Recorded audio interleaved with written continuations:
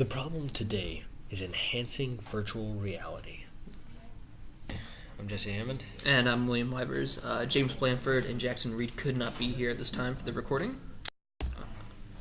What is VR? It's a simulated environment to give users the impression of being anywhere at any time. What you need is electricity, time on your hands, and good old imagination. That's going to be for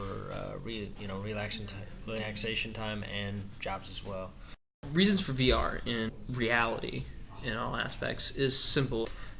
Life is full of risk, and VR allows us to test and to engineer programs that allow us to experiment without the risk of endangering lives, endangering people, technology, or even funds, which is actually a danger.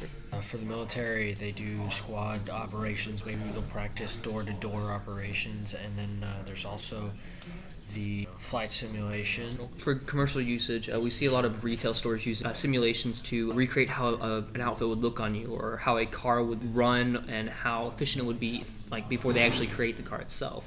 While in medical, They do brain surgery, they'll practice brain surgery, and they'll do rehab for maybe recovering stroke victims so they can, regain control of their limbs. a lot of problems facing virtual reality is of course accuracy and precision of like the actual simulations.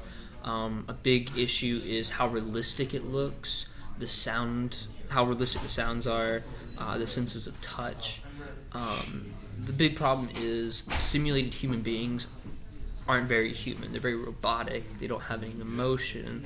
They're very programmed. They're not free moving Yes. programs. Messes with the immersion. Immersion is also dealing with all the senses and things, and it's not exactly in tune to sound and sense and feel as much as it is nowadays. The solutions to this are going to be realistic graphics, making it look as human as possible. They're showing emotion. They have actual looking skin.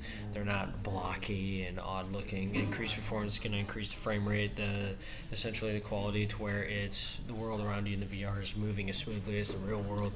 Electroreology. And of course, electrology is a study of electronic fields reacting with certain types of fluids that actually change thickness and density based on how much of a charge is flowing through them. And this actually can perform in such a manner that actually gives the sensation of touch and resistance against objects. Like if you actually push against the wall in a simulation, you will feel this in the gloves that are packed full of the fluid. And bone connection tech is just the stuff that people with hearing aids are essentially involved with. That's what that is. When you incorporate that into virtual reality, it's going to really enhance the sounds around you as well. So VR, here's some of the sources for future information. It's a growing field. If you wish to actually do your own research, you do use these links. They are actually quite nice and quite the effective sources. Yeah, join us in the VR field.